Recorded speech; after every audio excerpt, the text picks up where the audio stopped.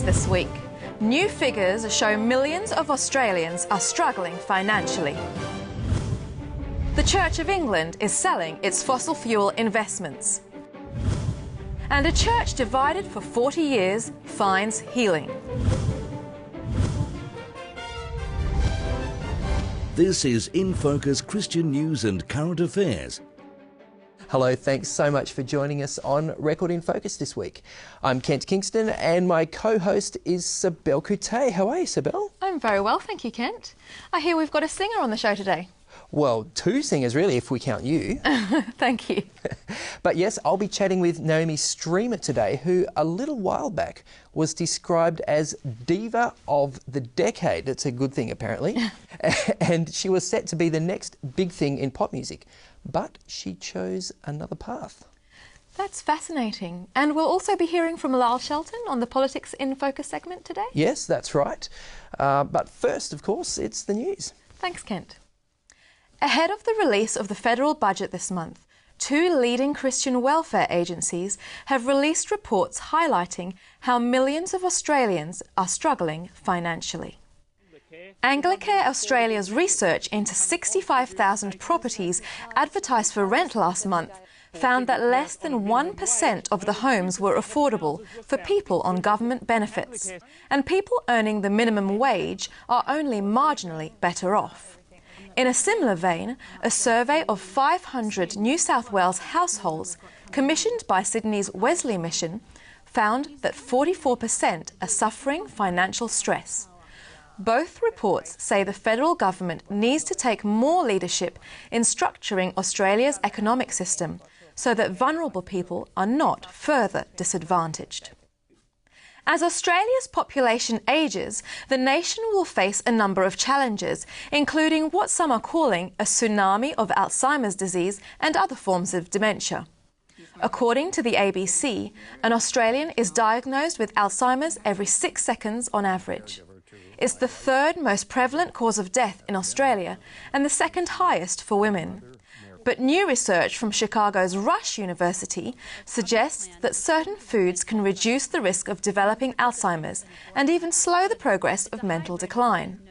The star foods were berries, green leafy vegetables and nuts in the context of a plant-based Mediterranean diet.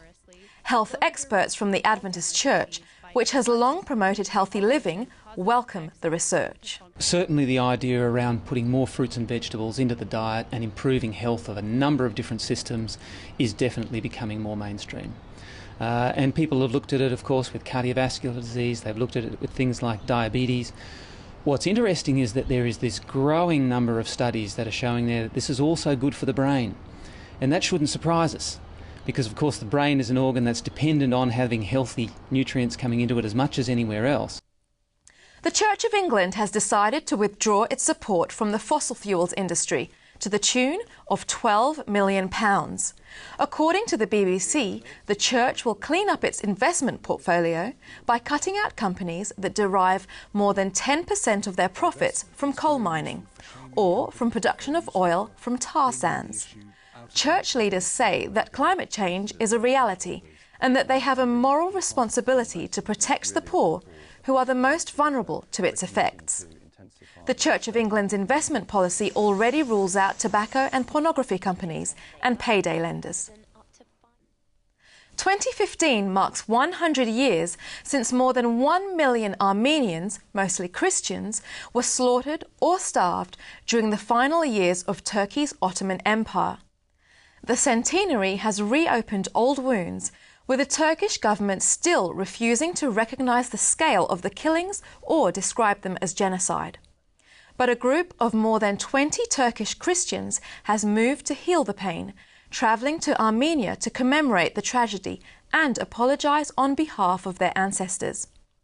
The Christians laid wreaths and prayed at Armenia's genocide memorial and publicly asked for forgiveness, actions which Armenians described as historic.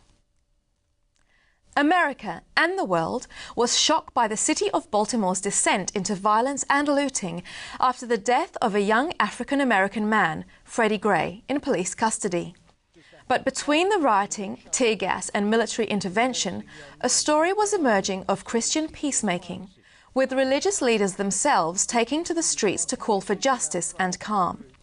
According to the Baltimore Sun, various pastors, priests and imams walked through some of the worst affected areas and knelt for prayer in the street. A statement from the Seventh-day Adventist Church expressed sorrow for Freddie Gray's family, condemned violence and committed to working within the Baltimore community to bring transformation. During a 2-day conference at United Nations headquarters, religious leaders were encouraged to do their part in countering the rise of violent extremism. Christian, Muslim and Jewish leaders were present for the gathering, along with political representatives. Senior UN figures urged those present to unequivocally condemn extremist violence and to work towards fairer, more inclusive societies where extremism is less likely to develop. Religious leaders were particularly encouraged to become involved in interfaith discussions and projects in order to build trusting relationships between religious communities. Dialogue in Hungary has brought together two factions of the Seventh-day Adventist Church that have been at odds for 40 years. During the communist period, church leaders in Hungary agreed to work under government structures, triggering a breakaway movement in 1975 by Adventist pastors and members who became an underground church. After the fall of communism, the different perspectives of the two factions did not allow for unification. But now, with a new generation of leaders and a willingness to apologize for the wrongs of the past, a series of successful consultations have been held, and it appears that reconciliation is at last possible. Ahead of global church meetings in July this year, a group of retired top-level Adventist leaders have launched a campaign in favour of ordaining women pastors. The whole ordination question boils down to one simple question. Does this person have the gift? And the other part of that question is, if so, who are we not to recognize it? The group is led by Dr. Jan Paulsen, the most recently retired Adventist World President, and includes administrators, academics, and evangelists with global experience. The Adventist Elders Group says unity can only be preserved if the Church in different regions of the world is allowed to decide on women's ordination according to its own cultural setting. The Adventist Church needs women at all levels and in all phases of its ministry. The Faith Comes by Hearing organisation has announced audio Bible versions in 8 new languages, representing more than 2.6 million people around the world. For people who do not read, hearing the Bible read aloud may be the only way they ever experience Scripture, and there's often an extra impact when they hear it in their native tongue. Languages from Asia, Africa, Latin America, Europe and Oceania are included in the latest release, representing long decades of work by Bible translators that needed to be completed before any of the words could be spoken into a microphone. Kan Yesu taniban kami mama. Nubriananganu yatanibin na kami kuma o kamo edamim kita sayrian o kolin ta sablana na ramaran raungin. The Make-A-Wish Foundation makes all kinds of dreams come true for seriously ill kids. But even they were surprised by what made 11-year-old Brett Horbrick's eyes light up. Brett's always enjoyed the pomp and ceremony of Catholic worship and says he likes receiving communion. So when he was offered the chance to be a priest for a day, he jumped at it. According to the St. Louis Review, Brett helped his local archbishop lead Mass at the cathedral for a group of priests and seminarians. His other dream, eating mangoes on the beach, is being organised. And that's it for this week's news. Thanks, Sibel.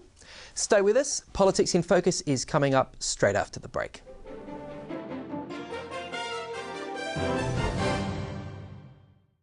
Travel back in time to ancient civilizations through this bi-monthly magazine, Archaeological Diggings. This month, Diggings looks at the Shroud of Turin, one of the most studied artifacts in history. But is it really Jesus as claimed?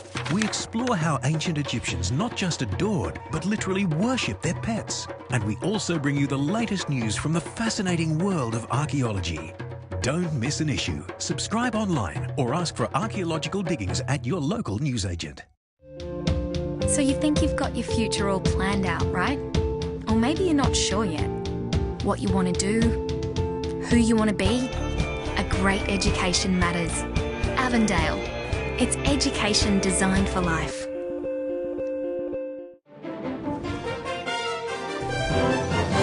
Welcome back. And it's great to have Lyle Shelton with us from the Australian Christian Lobby in Canberra. How are those halls of power, Lyle? Well, Kent, it's getting a bit cooler down here, so it's good to be in the halls of power where it's nice and warm. Bit of hot air involved there, I imagine. I won't comment on that, Kent. Now, Lyle, just lately we've seen some division within the Federal Labor Party on marriage. Can you walk us through some of the issues there?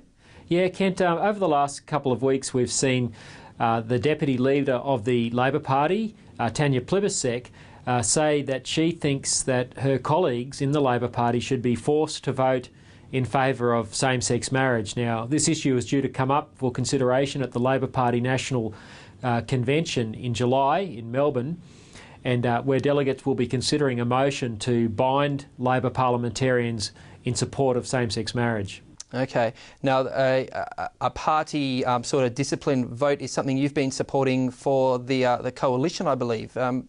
Is it inconsistent to sort of want one and not the other? Well, no, I don't think so, because the issue of marriage is so important that any party that purports to put forward public policy should do so always in the best interests of children. So changing the definition of marriage in law abolishes the idea that a child should, wherever possible, have a mother and a father. So we'd like to see both parties hold to that position, but Labor sadly changed its position back in 2011, and but it does allow its MPs to have a conscience vote, which means that they don't get expelled from the party if they support man-woman marriage. The really great thing about this is that the Labor leader, Bill Shorten, has come out and repudiated Tanya Plibersek and said that no parliamentarian should be forced to vote for changing the definition of marriage. And he said if people want that, they should persuade rather than force. And I'm pleased to see Bill Shorten say that. Yeah, I guess it strikes me that on an issue that, is as sensitive as this, surely, everyone should have a conscience vote. It's a tricky one. Yeah, well, in essence, people on the coalition side, they can vote in favour of same-sex marriage if they choose to. They won't get expelled from the Liberal Party. I guess the difference in the Labor Party is that if you vote against the party line, then you do get an automatic expulsion from the party. So it's a slightly harder line. Both parties, as I say, should support marriage between a man and a woman because that upholds the best interests of the child in public policy. Okay. Well, moving on, Lyle, a few weeks back we had Anzac Day, the centenary, a lot of remembrance there, but in our news bulletin earlier we were reminded that it's also the centenary of the Armenian genocide. Now, you've been pushing the Australian government to officially recognise that. What does that involve and why have you taken that stand? Well, the Armenian genocide was as Pope Francis said, the first genocide of the 20th century, which was, of course, the bloodiest century in human history. And it started under the cover of the Gallipoli campaign when Australians and New Zealanders and British invaded the Dardanelles. The then Ottoman Empire saw an opportunity to avenge the Armenians living within what's now modern-day Turkey. And they started rounding up people and killing them and marching them off into the desert, where some 1.5 million people were killed in this genocide. And the interesting thing, Kent, is that Australian troops who were prisoners of war of the Turks witnessed some of the death marches and provided some of the evidence to the genocide. Now, the Turkish government today denies that a genocide took place and is very unhappy with any government that seeks to recognise it, and because of that the Australian government hasn't had the moral courage to call this genocide for what it is, perhaps worried about damaging relations with Turkey. Well, it'll be interesting to see if anyone's listening. Thanks so much for your time, Lyle, and for your help this week. Pleasure, Ken. Thanks for having us. We'll take a short break now. I'll be back in a moment with the very engaging and inspiring Naomi Streamer. Signs of the Times, a magazine for a world on the brink. And this month in Signs, the Bible and its potential for problems and misunderstandings. Why being a parent gives you an advantage at work. Establishing boundaries without appearing to be selfish. Eliminating impediments to prayer and more. All in this month's Signs of the Times. Subscribe to Signs today and change your life.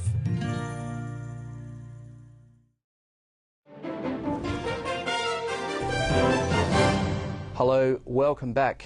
Well, they called her the Diva of the Decade not so long ago, but she hasn't turned out to be so diva-ish so far. How are you, Naomi Streamer? Oh, it's nice to be here, thank you. And you're looking remarkably fresh as a daisy, considering you've done, what, over the last 6 weeks? 6 weeks. How many?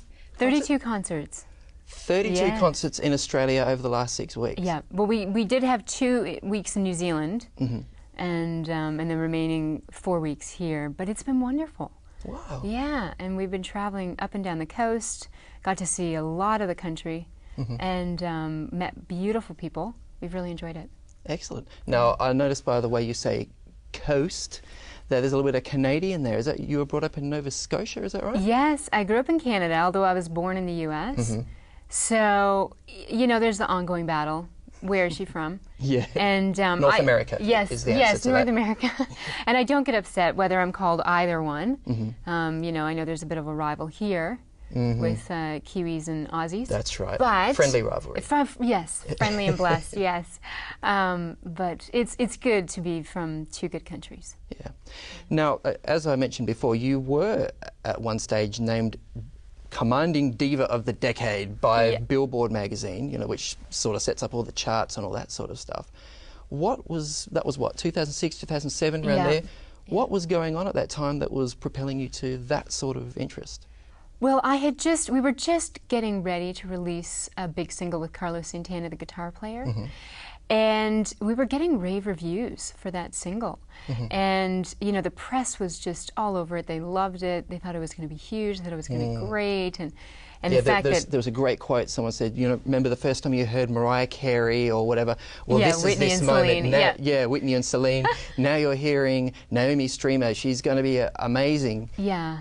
I mean, and that was just so exciting and so fantastic. And I remember people were calling me up, and at that same time in Canada, it was the 2 national newspapers had similar quotes on their front pages.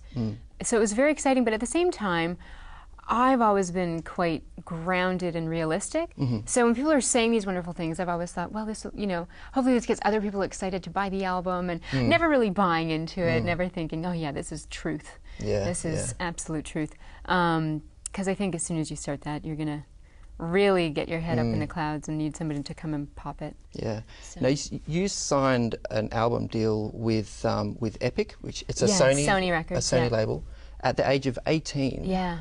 People saying all these things about you, how you were going to be the rising star, but somehow it never quite seemed to, I don't know, break through in the way that you hoped it would. Why was that? I mean, there were so many, I call them once-in-a-lifetime opportunities, just huge things. And then right at the last second, all the hype was created, everything was there, the platform was there, and it would always fall through at the last second. You know, and being young, it was really difficult. I think any time in your age it's difficult. When you have a dream, when it's on track, when everything is perfect, and then it just doesn't go the way you would hope or want. And it happened several times, and I kept getting the opportunities, and they kept being bigger opportunities and more exciting opportunities, and then the same thing would happen.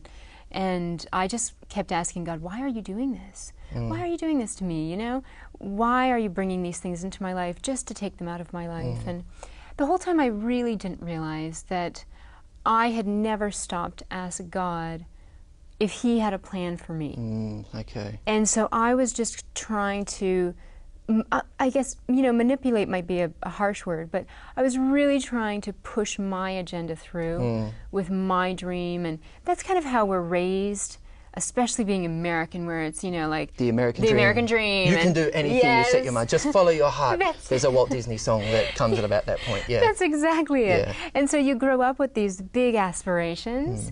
And even being a Christian, sometimes you forget to say, wait a minute, does God have a plan for me that might not be exactly what my plan is? And sometimes, ultimately, I ended up walking away from my dreams that I was chasing and big opportunities, and it did come to a bit of a head for me. Before we get to that, I just wanted to ask, do you think, because you were a Christian at this point, you had a Christian commitment, I wonder if maybe your Christian principles perhaps sort of got in the way in some ways of reaching that high success. I mean, I think of some of the other female artists who were around at the time, Shakira, Nelly Furtado, even Beyonce was sort of starting off her career. And all these ladies, I don't know how to put it politely, don't mind sort of Right, the compromise. Doing a very sort of sexualised image of the way they present themselves, and there's a bit of a party scene that's involved with drugs and all that sort of stuff. Were those sort of areas that you wouldn't go in? Was that a limiting factor for you, do you think? Well, everyone I worked with knew that I was the Christian girl, but I think it was much deeper than that. I think it was more of a battle that was going on. And I, at the time I thought it was evil forces that were stopping these deals from happening. Now I look back and I think it was God that was stopping it. Because if any one of the $1 million deals and the huge, this is going to be the album of the year, and if any one of those had happened, I know I would not be where I am today. I wouldn't be spiritually where I am. I probably would have ended up being like so many of these other artists that you've mentioned, where they start off in the faith, they wander away from the faith, and even though they might profess certain levels of faith, it's really a life that's centered around them. And I think that's a really dangerous place to get when life revolves around us. And I always say we're not created for adoration, we're created to give praise. And so I think it would have been a really slippery slope. I think it would have been a terrible demise for me. And I look back now and I see so clearly that God's hand was in each situation that just pulled the rug at the last second. Wow. And it got to the point where it became so obvious, where it did get to the point where people were saying, are you going to choose this God thing, or are you going to choose your career? Wow. And this has to be the number one thing you're doing. And God will understand. Wow. I remember having that conversation, and that's when I knew that it was the intensity of whose side am I going to be on was getting stronger and stronger. And I think we all get to that in our lives at some point where we will have to make a decision. Are we choosing God, or are we going to choose the world? Wow. Now, there was a particular incident where you were in a recording sort of environment, and this particular gentleman, was it Puff Daddy's chauffeur or something? It was a Puff Daddy's studio in New York City. And it was a chauffeur for the studio. And he approached me in a hallway, and he'd had a dream about me. It was just such an odd situation. And his dream was the story of my life, and then this proclamation of, you have to make a decision, and then saying my prayers to me of, you keep asking God why. All your dreams are there, and then they crumble into dust. You want to know why it's happening? And he kind of put before me what had been given to him in his dream, which was, you are standing at a crossroad in your life. And you're either going to choose to continue down the path you've been going with all your big plans and your dreams, or you're going to walk away from your dreams and you're going to pursue God. And if you give up everything for God, all your dreams will come true. And I look at that, and it's so funny because people often think, oh, if I follow God's way, He's going to force me into something I don't want. It's not going to be as fun. It's not going to be as cool. But the fact of the matter is, this is God, the person who created you, who wants the best for you, who wants you to be happy. He's not going to design a plan for you that you're going to be miserable in. He's going to design a plan for you that is going to bring you joy and happiness and ultimately the most fulfillment. And have you found that to be the case? Absolutely. I look at my life now and I'm petrified. I'm actually terrified of the thought of what if I would not have listened, what if I would have chosen my path again at the ultimate, you know, because there was one more opportunity that came after that. And it was working with a huge producer. And I look at that and go, if I wouldn't have walked away when I did, I wouldn't have met my husband. I wouldn't have everything in my life that I wake up every day now and go, I'm blessed and I'm so happy and I'm just kind of overjoyed with what God has done, and I can't give enough gratitude back because of what God has brought for me. And I look at what my plan was and my dreams were, and it was just so silly compared to what God's plan has been. Well, Naomi, let's just have a quick listen to just some of your music. There's a particular clip which you can see on YouTube, it's there. But yeah, let's just have a quick listen to that now. You gave me strength when I had none, to lift my head and shake the dust. Oh, heaven knows how I owe you my life. But you knew then everything that I know now. Oh, you knew me when I couldn't find my faith, I couldn't keep from falling down.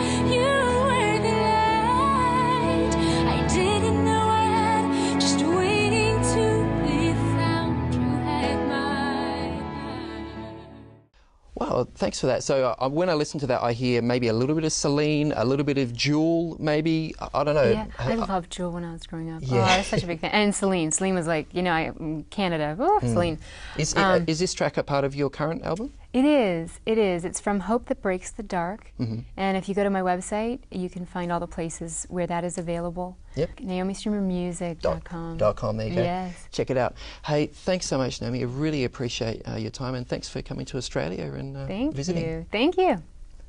We'll see you straight after the break.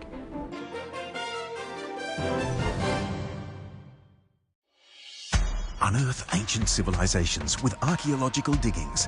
This bi-monthly magazine will keep you up to date with news and insights from the fascinating world of archaeology. Subscribe online or ask for archaeological diggings at your newsagent. Every week, It Is Written is available to millions of free-to-air viewers throughout Australia, New Zealand, New Guinea and the Pacific. It Is Written's Gary Kent regularly takes viewers to the far corners of the globe to report on new evidence and discoveries that confirm the Bible and Christian beliefs. It Is Written also provides medical care to remote Pacific Island communities. Join Gary Kent each week for It Is Written. See television guides and the It Is Written website for broadcast times. It Is Written with Gary Kent. It really is television that changes lives. Hello, welcome back. That's it from us this week, but if you'd like to stay in touch with all things Record in Focus, check out our website, record.net.au. Oh, please do. We'd love to hear your feedback. So feel free to make contact anytime via email, Facebook or Twitter. The details are right there on your screen. Don't be a stranger, and we'll see you next time on Record in Focus. God bless. Thank you.